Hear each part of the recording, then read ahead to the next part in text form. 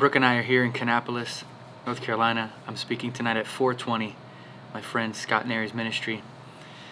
On the plane, I read much of Andrew Bonner's biography, and listen to this. At one point, he says that he rose a little earlier than normal to fast and pray. He says, I see that fasting and rest, along with prayer, should go together. The effect upon the body and soul is somewhat like affliction. It brings down the tone of the spirit, subdues the flesh, draws off the soul from self-complacence, and makes the flesh unsatisfying. He goes on here and he talks about prayer is expressing your feebleness to God, and it is being conscious of God's presence. I've been moved by this little biography, and it's been encouraging me to live more aware of God's presence, give myself to communion with Him, and to recognize that everything must be built around communion with God. That's why we live. First, communion with God, and everything else from there. Waiting on my wife. I'm ready. What's going on? Long time no see again. You doing all right? Yeah, man. Good. I'll show you where Scott and them are at. Okay. How are you, Miss Brooke? I didn't get to speak to you earlier. We would have been like... My personal life, he's basically been telling me the whole purpose of what it means to lay down. You know, Psalm 23, it says, He makes us lay down in green pastures. The thing is, the thing about how God does things sometimes, He has to do a process called making you lie down. You know, it's better to actually choose to lay down, to rest, but when actually God says, all right, I'm going to teach you something, is I'm going to make you lay down. The way God does that oftentimes is He does it through, it's called a brook karith. So it's actually what Elijah went through at the brook. You know, here is Elijah. He goes through this great victory of defeating the prophets of Baal. The next thing you know, he's at this brook called Karith, which actually means to cut. So Karith means to cut. So the whole process of Elijah, he's sitting there, he's being fed by the Lord at a place that actually is cutting him at the same time. So he's resting while he's eating. He's resting while he's drinking. And while he's eating and drinking, he's being formed more into becoming like the Lord in what he wants in the next season. Praise God. Marcy, is it hard for him to slow down? Yes. Is that just his personality? Yes. You seem to be the opposite, though. Very much so. It's easy to just rest. Yeah. Wait on the Lord. Mm-hmm. She's the ultimate keeping me balanced. I'm the ultimate helping her. She slows me down. I speed her up. It's true. It really is. Yeah. When we first met each other, and we realized that we were going to be together, the Lord actually gave me a vision, and He showed me a horse with reins, and the reins being pulled back. But then He showed me a derriere of somebody and a foot going into the person pushing them forward. And I was like, what did I just see? And the Lord said, I'm using you to rein him in, but I'm using him to push you out. Oh, that's great. Yeah.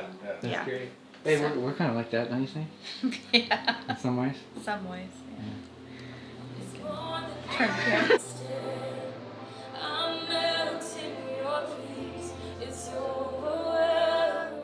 So I preached on enjoying the Lord and telling them that our joy in life comes from our enjoyment of God. If we're suffering with lack of joy, it's because our communion with God is suffering. I just find in my own life, like the ministry itself is the expression of my enjoyment. Fruit that comes from my life comes from the enjoyment of God.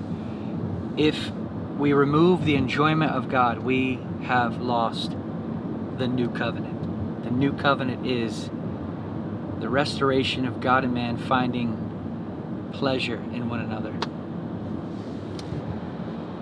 We're heading to the morning service here at 420. I think the building is actually called the Hub.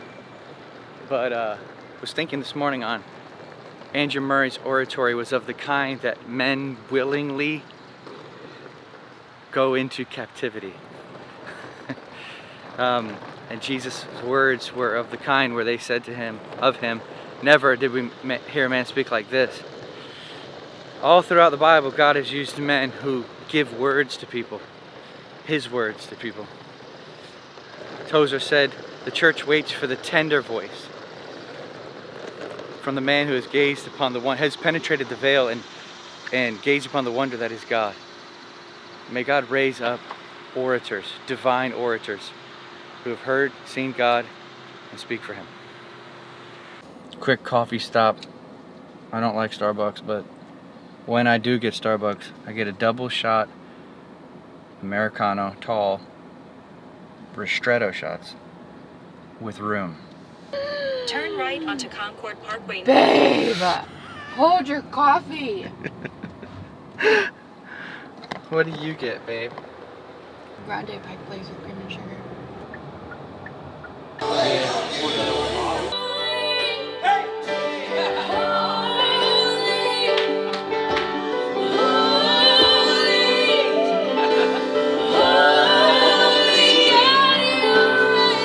If there's anything that blocks God consciousness in our lives, it is self-consciousness. It's people consciousness.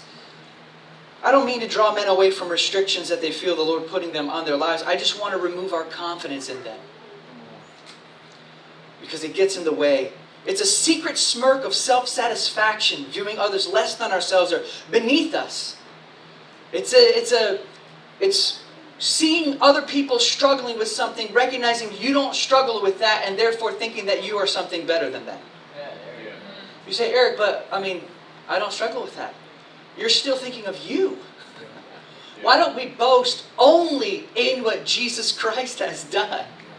I want to remove every crutch today so that we lean only on Jesus as our access to God and the means by which we come to know God. Because the thing that's going to sabotage that is views of ourselves.